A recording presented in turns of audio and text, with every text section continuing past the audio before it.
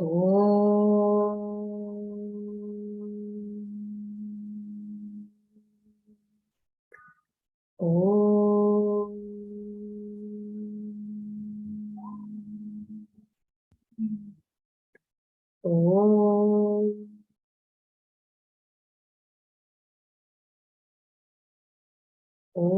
Sahana Vavatu Sahanau Bhunaktu Saha Viryam Karavavahai Tejasvinavadhitamastu ma vidvishavahai. Om Shanti Shanti Shanti. Samasta Jana Kalyani Niratam Karunamaya Namami Chinmayam Devam Satgurum Brahma Vidparam Namah Shri Shankarananda Guru Padam Pujanmani Savila Samaha Moha Graha Grasaika Karmani. Okay, let's read from verse number 41 to verse number 45. Okay, this is what we covered last time. Nanu bhumyadikam ma bhut paramanvantanashataha katham te viyato sattvam buddhimarohati chet atyantam nirjagadvyoma yatha te buddhimashritam tathaiva sannirakasham kuto nashrayate matim nirjagadvyoma drishtam chet prakashatamasi vina kwadrishtam kinchate pakshe na pratyaksham viyat khalu tadvastu shuddham tvasmabhihi nishchitairanubhuyate tushnim sthito na shunyatvam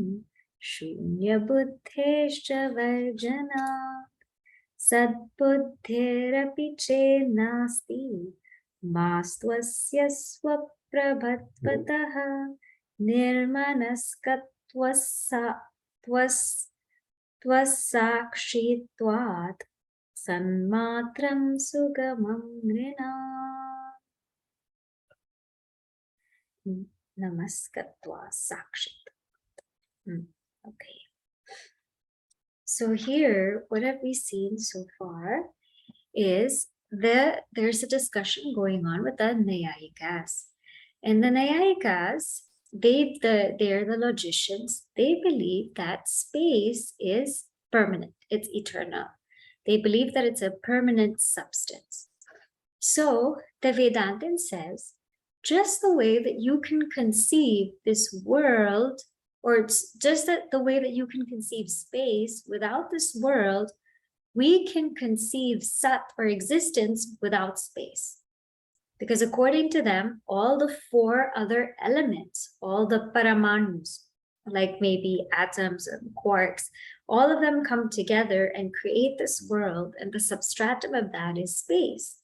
So just like the Vedantin says, just like you can see this world, or just like you can see space without this world, we can see existence without space. We have no issues.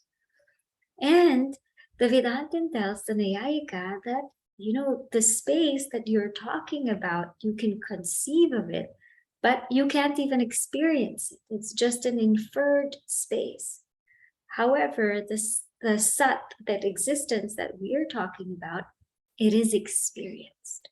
It is experienced in the state of nirvikalpa samadhi as one's own self, when all thoughts cease. Then the self is experienced.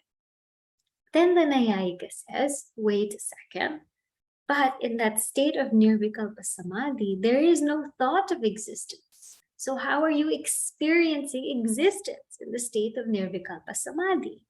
So then the Vedantin says, it is self-revealed. We don't need a thought of existence to experience existence. We need a thought of a book to experience a book. We need a thought of a computer to experience a computer. But we do not need a thought of existence to experience existence, because existence is ever experienced. Existence is self-revealing. That existence which is self-revealing, that is called Sat. That Sat is Chit. That existence which is self-aware is Sat Chit. It's like the sun. The sun is that which is self-luminous, right? It's self-luminous, it's self-shining. However, this existence is even deeper than that, because the sun, although the sun is self-shining, you need somebody to see the sun to know that it's self-shining, right? The sun is self-shining, but we need to look at it to know, oh, it is self-shining, and it reveals everything. But with existence, it's self-shining and self-revealing to itself. Nobody needs to see it to know that it reveals itself. It reveals itself unto itself. So this is how deep this existence is, right? Yes. So there's a question here about vritti vyapti and phala vyapti. So how do we experience this existence or consciousness, right? So I'll just give a very, very simple example, and then we can understand a little deeper. For anything to be known, two things have to happen. One, which is called vritti vyapti. Vritti vyapti. Vyapti means the pervasion of thought. The second is phala vyapti. Phala vyapti means the vyapti pervasion of phala. Phala here means chidabhasa, or the reflection of consciousness. So just an example, let us say there is a pen or a pencil that's under the blanket. Okay, there's a pen or pencil under the blanket. So what's the first thing one has to do? One has to have a thought of it, right? So thought of it, like uncover the blanket. You have a thought of it, uncover the blanket. And then what happens is that chidabhasa, or the reflection of consciousness, has to illuminate, right? And this doesn't take place one after the other. How I'm explaining it is just to give a technical explanation, but this happens almost simultaneously, right? You uncover the blanket, take it out, and you see that there's a pen there, and that reflection of consciousness illumines that pen.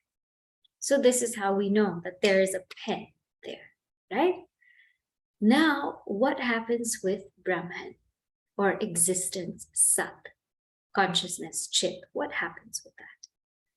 While we do need vritti vyapti, we do need the thought of I am Brahman, or I am this pure existence. That thought is very valid.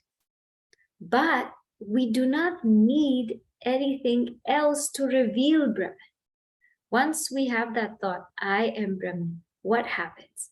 That thought, as it gets deeper, it dissolves and Brahman reveals itself. You don't need something else to reveal Brahman. So in this example of the pen being, covered by the blanket, think of a light being covered by the blanket, a flashlight. So what you need is to uncover the blanket and you'll see the flashlight, but it's already lit. It's already lit, so you don't need anything to really illuminate. It's already lit, self-lit. In the same way, for Brahman, all we need is that thought, I am Brahman. That thought, I am Brahman, to remove the ignorance, and then Brahman is self-shining. Nothing else needs to illuminate. So when he says that you don't need the thought of existence to illumine existence, this is what we need. But then the question comes that what kind of thought Right? Is it just a thought that I am Brahman? Then does that mean that I already am self-aware? No, this thought is known as Brahmakara Vritti. And Brahmakara Vritti literally means that thought which takes the form of Brahman, which means the thought of Brahman. But that thought is not an ordinary thought. It's not a flimsy thought that I am Brahman. It is a thought which has gone through Shravanam, a systematic study of the scriptures. It is a thought that has gone through Manana, deep reflection and clarity. And it is also a thought that has gone through the process of nididhyasana, contemplative exercises. It is that powerful thought that has gone through this process, that powerful thought, I am Brahman, that can remove ignorance. It's not a flimsy thought. It's not a one-time thought. It is that kind of powerful thought that can remove ignorance. The question might then happen, I have that thought, but it's not as strong. Is my ignorance removed? That you will have to answer yourself, right? If we have that thought and then we're still doubting, is my ignorance removed? That means it's not removed. If we have that thought and we say, oh, do I still have ignorance? That means the thought didn't fructify there. Once the idea is that once that Brahmakara Vritti takes place, there is no more doubt. There is no more doubt about what? There's no more doubt about whether I have knowledge or not, because the very knower disappears. There's no doubt about that. Sure, there may be some doubts about the world, about Maya, about these concepts and all of that, but there is no doubt that I am that reality. So that thought has to be so incredibly strong that I don't ever have a doubt that I am that reality. And not only does it have to be that strong, but I have to see that divinity in my life, in my daily practice. It doesn't work to say, I am Brahman, and then do all kinds of nonsense. That is not spirituality. So what is this thought of existence? This thought of existence is a very, very deep thought. It is not a one-time flimsy thing. It's a very deep thought. And that thought dissolves into existence itself. And that existence that it dissolves into is self-revealing. And therefore, we do not need a thought to reveal existence, which is self-revealing. We just need the thought to remove ignorance, which is what we call vritti vyapti. That much is required. So in this way, this is what is meant by that. Okay. Now, next. This Nyayika says now, it's just thinking, how again is this existence experience? Could you kind of tell me, how is this existence experience? Because you said, Sadeva Somya idam agra asid, ekam eva advitiya. You said there's this one non-dual existence that was there before creation. Can you just kind of tell me, what is that like? I want to know, what is that existence like? Non-dual existence before creation. What is that like? So here in 46 is the answer to that question. And this is where we would start. Manojrumbanarahitye, manojrumbanarahitye, yatha sakshi nirakulaha, yatha sakshi nirakulaha, Maya Drumbanatah Purvam, Maya Drumbanatah Purvam, Sattathaiva Nirakulam, Sattathaiva Nirakulam, Mano Drumbanarahitye, Yatha Sakshi Nirakulaha, Maya Drumbanatah Purvam, Sat tathaiva nirakulam. So what is it like? So here he says, yatha. Yatha, just as sakshi. Sakshi means that witness consciousness. Just like that sakshi, that witness consciousness, nirakula. Nirakula. Akula means these kinds of vikshepas or these kinds of modifications in the mind, that just like that sakshi, when it's free from these modifications, free from vikshepa, where manodrumbana rahitye, in the state of absence of expressions of the mind. Rahitya means absence. Drumbana, expressions, mana, of the mind. In the state of the absence of expressions of the mind, tatha, just like that, tathaiva, just like that, that sat, nirakulam, that sat without, that sat exists without any mentations, when maya jrumbanatav purvam, before the functioning of maya. So what does this mean? This means this. Acted state, in the state of meditation, what we have is this sakshi, which is free from all of these mentations, all of these movements and expressions of the mind. What are the expressions of the mind? The mind expresses in many ways, but today we will see the threefold forms that the mind takes, okay? And this is what we call the triad or triputi. So first expression of the mind, modification of the mind, it takes the form of the knower, what we call pramata. To know anything, there's a mental modification here. I know, right? That I know, that is a mental modification of the knower. So this is one modification that the mind takes. The next thing is, to know anything, it requires a thought, right? So what happens is, actually the thought pervades the object. This is what we call vritti vyapti, literally. The thought pervades the object. So let's say this pencil. How do I come to know that there's a pencil? How do I know? I have the thought of a pencil. Then I know, oh, there's a pencil, right? How do I come to know anything? How do I come to know that there's a paper here? I know there's a paper here because there's a thought of paper. So that thought pervading the object, right? That is called prameya. That thought pervades the object. That's called prameya. Means the knower is the mind. The known object is also the mind.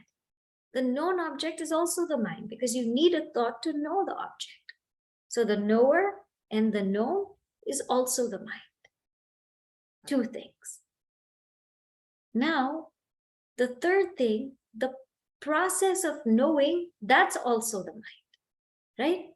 So it's not only that I know and I have the thought of a pencil, but it's as though my mind is enveloping, proceeding towards the pencil. I'm making these actions, but this is what's happening internally. That proceeding or knowing the pencil is what we call pramana, means it is knowing. So it's not only the knower, the known, it's the knowing. It's the means of knowledge. So in this way, the mind takes the form of a triad or triputi. So meditator, meditated, meditating. Seer, seen, seeing. All these different mentations, all these different expressions are what we call drumbana, drumbana of the mind. So this way the mind keeps functioning. And it is with this mind that we are able to experience the world in this triad. But sakshi, that witness consciousness is out of it, this triad. It's out of it.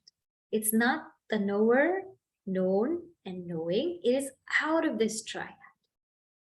And so, in the deepest meditation, when that witness consciousness is not a witness of the triad, but when the triad has ceased, even those meditations have ceased, and Sakshi is without any movement, any disturbance, meaning Sakshi is always without movement or disturbance, but Sakshi illumines that which has no movement, no disturbance. It's just pure silence. Like that state, the same way before creation, that existence was exactly like that. Existence was exactly like that. Pure existence without the expressions of Maya, without all the drambana, the expressions of Maya. Sat remained in its purity. It's always there in its purity, but again, without this unnecessary appearance of any kind of movement or expression. So that is the way existence was before creation. Now, the book, this Panchadashi, goes into the topic of Maya, because there's a mention here of Maya. So what is Maya? What is Maya? Because all of a sudden you're bringing this term Maya. So it shifts from the Nyayikas or the logicians to a section dedicated to Maya. From verse number 47, and I think it's up to 59. Yeah, so from 47 to 59, all it's going to talk about is Maya. Now, before we start talking about all these verses, let's just take a moment to think about why is this concept Maya brought in? Why? So I just want you to think about creation. Okay, think about this entire creation and inquire into how did it come about? So we obviously see that we are in a world. We are in a world, there's movement, there's change, there's a lot of names, forms, varieties, limitless, right? Limitless, it's not just one or two, limitless kinds of trees and leaves. If you're walking outside and it's fall, you can see so many different shades of yellow and orange and red. Who thought that there would be so many? So when we see creation, we see this wide, vast expanse of variety, of possibility. And we also see that there are things which are what we call, sentient, that they appear to have life in them, and insentient, like a computer, like a book. So we see this. And when we experience and see this, we think there must be a creator. There cannot be a creation without a creator. Sometimes when we hear a really nice song, the first thing we say is, who sang it? Who sang it? Or where's the song from? Or we see a really nice painting and we say, oh, who painted it? We constantly inquire to a source which shows us that there's somebody who made this, who did this.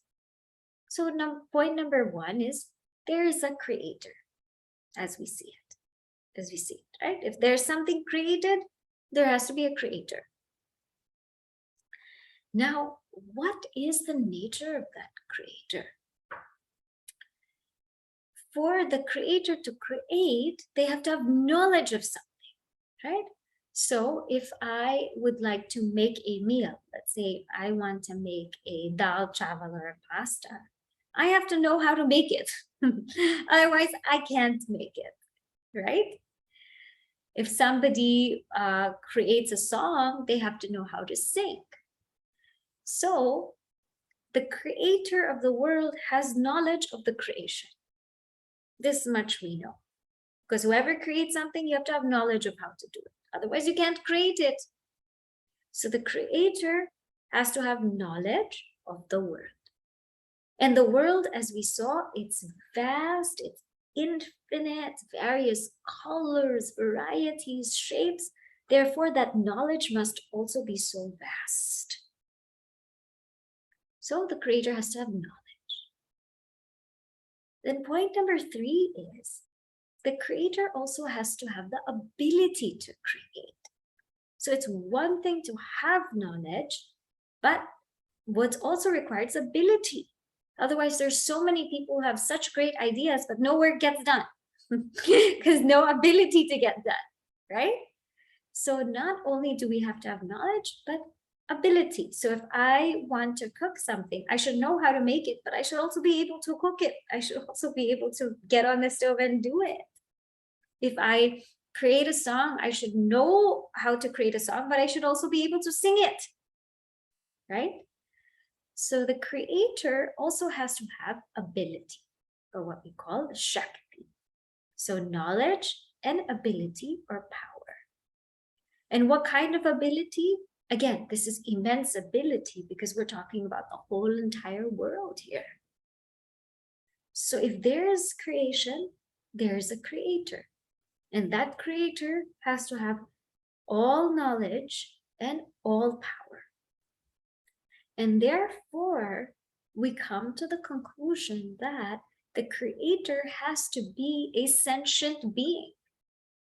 It cannot be an atom, a particle.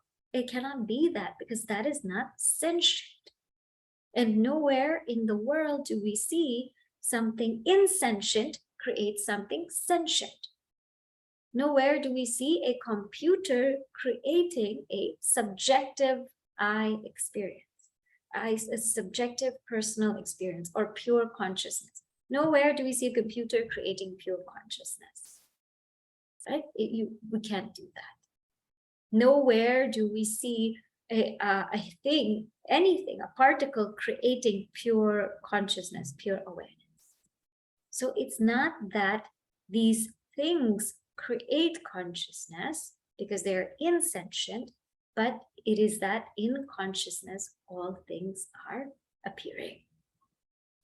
So we understand through this logic that there is a sentient creator. Sentient creator, all-knowing, all-powerful. So this much is okay.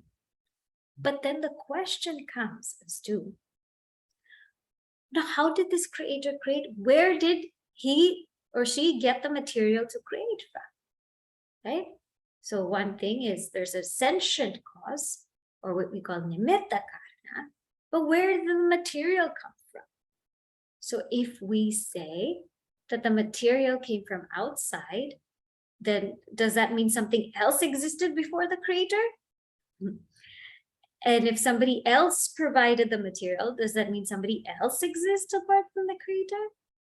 No, because the creator is all powerful, so the material must have come from that very creator. So this creator is not only the sentient, efficient cause, but this creator is also the material cause. Nimitta karanas, efficient cause. Upadana karana, material cause. Okay. Now, how did the creator create? How?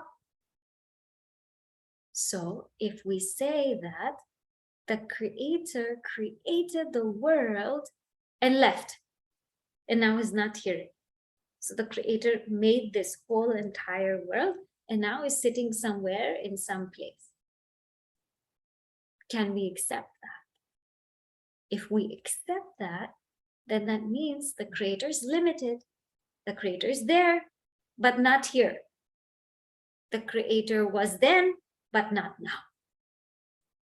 So if we accept that the creator created this and went away, then the creator is limited. Limiting creator, why would we want to pursue that kind of creator? Next point is, what if that creator changed to become the world? This is what we call parinami. Parinami, the creator changed and became the world. So the creator actually became this entire world. with every change, there's a modification, right? When we do something, when we create something, we change. We create words, the body becomes hot. We create we go out to exercise, we create movement, the body sweats. So with every single creation or modification, there's a change in that person or in the being. So if we say that God changed to become the world, then that God or that creator, well, so many changes would have come to that God. That God would be a changing God. And not only would that God or creator be a changing God or creator, if somebody changes, the last modification on the cycle of change is destruction, right? Our bodies are changing constantly. And the last cycle of change is destruction of anything, not just the body, of food, of things outside. The last cycle is destruction. So if this God or creator is changing to become the world, then what's happening is this God is going to die eventually, right? Eventually, because the last modification is destruction. So we are talking about that creator which will die. Now, why would we seek such a creator? So what Vedanta says is these things, we have to dismiss these things because it's limiting that reality. So what Vedanta says is, this is how the world is created. There is this pure existence, pure awareness, without changing its nature. Without changing its nature, it appears as this world. So there is that reality. Without changing its nature, it appears as this world. It appears as something else. And this is what we call vivarta. Vivarta means it appears. Vartate viparita. It appears as something else without changing its nature. And this is what happens. This is how creation, or what we call manifestation, takes place. And in this way, it makes sense because that pure reality is untouched. It remains exactly as what our scriptures say. It is partless, it is changeless, it is birthless, it is deathless, it's not a cause, it can never produce any effect. It just is as it is. And that is the reality. So then, when it comes to Vedanta, Vedanta, it says this creation is not a creation like we would think it to be. It's actually a manifestation. It's not a creator becoming something. Rather, it's the reality appearing as something. And this is what we call srishti, manifestation. Now the question will come, but how is this possible? How is this possible? So first, let's see that it is possible. Then we'll talk about how it's possible. Let's see that it is possible. When we dream, what happens? That one waking mind, when we dream, that one waking mind appears as many. The one appears as many. That one waking mind appears as the sentient and insentient. It appears as the person there. It appears as the table in the dream. It appears as the sofa, as the couch. It appears as the mountains and the trees. It also appears as the people. So that one waking mind in dream appears as many. That one waking mind in dream appears as sentient and insentient. And therefore, and that one waking mind appears as so much variety, isn't it? So highly possible that something can appear as something else without changing its nature, because we see it and experience it every single day. So it's highly possible. So what Vedanta says is the way that this happens to us in dream, the way that the waking mind appears as many, as the moving and non-moving, so much variety, in that same way, this Sat appears as many. This one non-dual existence appears as many. This one non-dual existence appears as the sentient and insentient. And this one non-dual existence appears in a variety of shapes, sizes, and forms. The way it happens in dream is the way it happens in waking. Exactly the same way. Now, the question comes, but what makes this happen? What makes it happen? Because Sat or non-duality, it's non-dual. What makes it appear as many? What makes it appear as all these different varieties? The answer to that question then is Maya. And that's why Maya is brought in. So this becomes clear now. So this is why Maya is brought in to explain how this phenomena happens. It's not puzzling that it happens because it happens to us in every day. And what happens in the microcosm happens in the macrocosm and vice versa. If you see, there's so many similarities, like the whole world is like 70, 80% water. Our bodies are also the same. Whatever's happening outside, happening inside. Whatever's happening inside, happening outside also. So hence now, the topic of Maya, right? Now, what is this Maya? Now, I know why Maya is posited. Now we understand. But can anyone tell us what exactly is this Maya? So now he's going to start explaining the inexplicable Maya. So let us see this verse 47.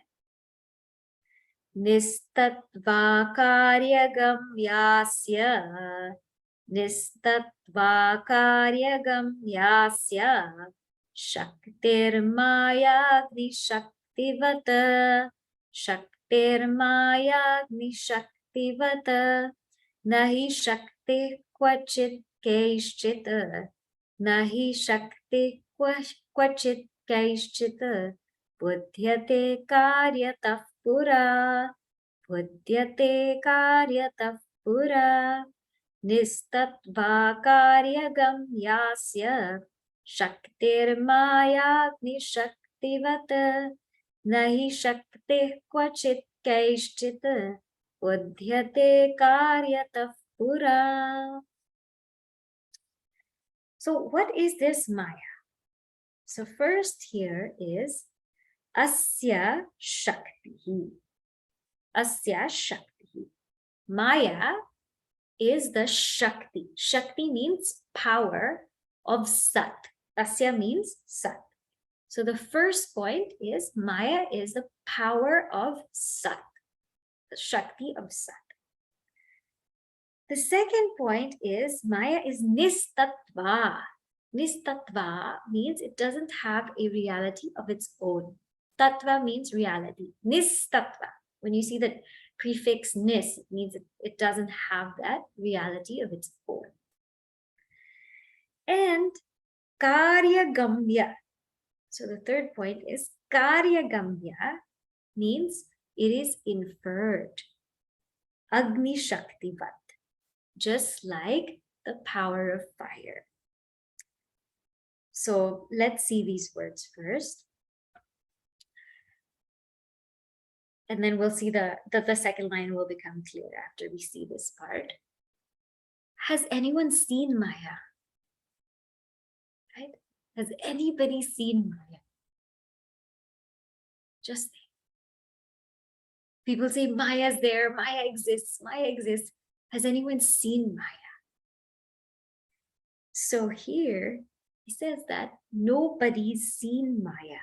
Nahi shakti kvachit kaishchit. Nobody has seen Maya anywhere at any time.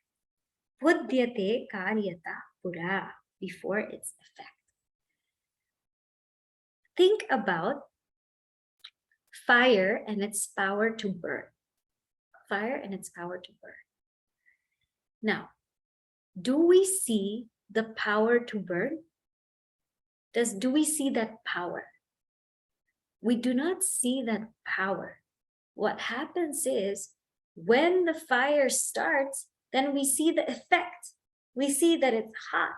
So we understand that fire has the power to burn, right? We do not see the actual power to burn, but when the fire starts, we understand fire has the power to burn. Just like now, a person, how do we know the person has the power to speak, right? By seeing the person, we don't know that the person has the power to speak. But when speech happens, when we see the effect, then we understand, I know this person has the power to speak.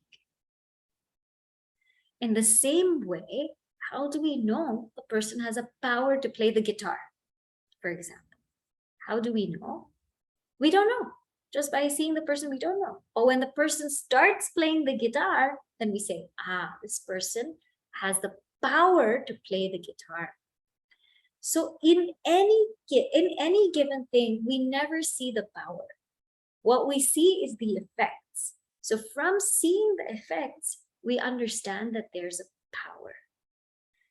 This is called inference. This is called karya gamya. Karya means the effect, gamya. After comprehending the effect, I understand that there is a power. And this is Maya. So because we see this variety, this effect in the world, we understand there's a power. Now, what is this power, right?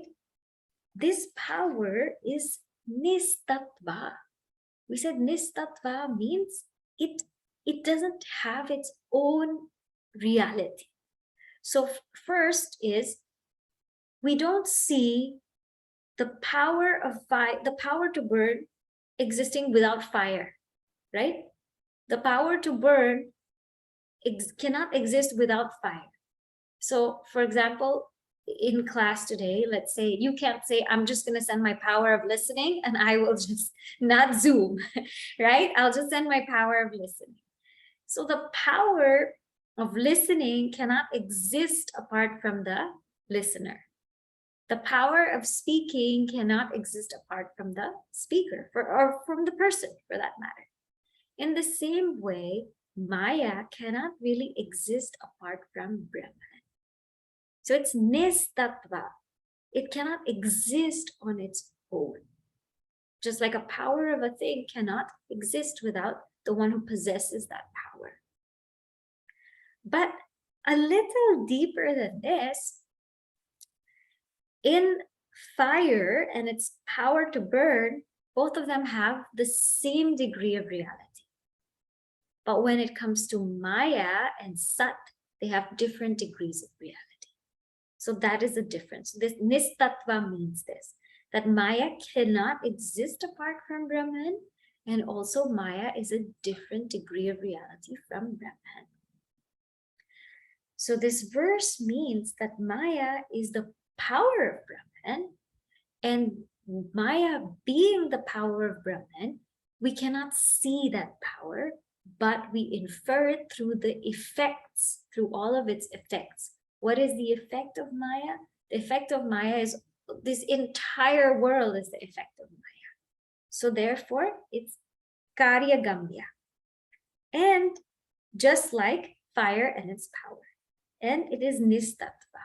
It doesn't have its own reality. Now, what Are you sure? Are you sure that Maya is different from Brahman? What if Maya is the same as Brahman? So now, let us see, maybe we will see this one more verse. Verse number 48. Nasadvastu sata shaktihi. Nasadvastu sata shaktihi. Nahivahne swashaktita. Nahivahne swashaktita. Sadvilakshanatayam tu. Sadvilakshanatayam tu. Shakte kim tattvamucyatam. Shakte kim tattvamucyatam. Na sadvastu sata shaktihi. Nahiva ne swashaktita. Sadvilakshanatayam tu. Shakte kim tattvamucyatam. So what does this verse say? It says Sata Shaktihi, means the Shakti or the power of Sat is not Sat, not Sat Vastu. So the power of Sat, so Maya is not Sat. Why? Nahi Vahne Swashaktita. Because fire is different from its power to burn. So Maya is different from Sat. Although it cannot exist without Sat, it is different from Sat because fire is also different from its power to burn. The power to burn is not fire itself. And so then the Purva Paksha, or the one who's objecting, says, Sadvilakshanatayam tu Shakti. If this Shakti, if this power is different from Sat, what is its nature? Kim Tattva Uchyata. You please tell me what is its nature. So let us look at fire and its power to burn. Why is fire and its power to burn different? And how are they different? So what we see here is the power to burn can actually be curtailed. Power can be curtailed. Fire and its power to burn cannot be the same thing because the power to burn can be curtailed. And I'll explain why. In our Puranas, we have this story of Holika and Prahlad. I'm sure some of you may have heard it, but basically, Prahlad was a devotee of Lord Vishnu, and his father, Hiranyakashipu, wanted to destroy him. So he had him placed in a fire, Now, the fire was there, but because of Prahlad's devotion, it didn't have the ability to burn Prahlad. So fire was there, but its ability to burn was curtailed. So if fire and its ability to burn were one, then the ability to burn wouldn't be able to be curtailed without the fire getting off or the fire being put off. So hence, it is different. Now, I'll give you one more example, or two more examples that will make this a little clearer. Let's say a person and their power to speak. Let's say me and my power to speak. Now, my power to speak may be curtailed. If there's a sore throat or something, it may be curtailed, but I'm still there. Not that I'm curtailed, I'm still there. So that power can be curtailed. Or let's say the ability to smell. I'm there and my ability to smell, but if there's a cold, I don't have that power anymore. But I'm still there. So power is something that's clearly different from where it stands or where it resides. It's different from where it resides because this power can be curtailed. So therefore, it says here that this Maya is different from Sat. It cannot be Sat. And also Sat, the nature of Sat, the nature of existence, we know is that which exists in all periods of time, which is actually even beyond time. and which can never be negated. But we know for a fact that Maya can be negated. So therefore, they are different. So then, the Purva Paksha, or the opponent, says, if you're saying that Maya is different from Sat, can you please tell us what this power is? What is its nature? And so that power, the nature of it, we will see next time. Okay, we will see now what is the nature of Maya. Okay, so today we will stop here. I think lots for all of us to really think about. This topic of Maya is quite puzzling. I don't know if I shared this with you, but I was with Swami Shantanandaji. I think I shared this with some of you. And somebody approached Swamiji and said, Swamiji, I listened to your talk and everything, but it's a little bit puzzling. I don't think I understand the unmanifest. And Swamiji looked at her and said, if you understand it, it's a problem. So there you go. That's Maya. So we'll say the closing prayer and then we'll take any question.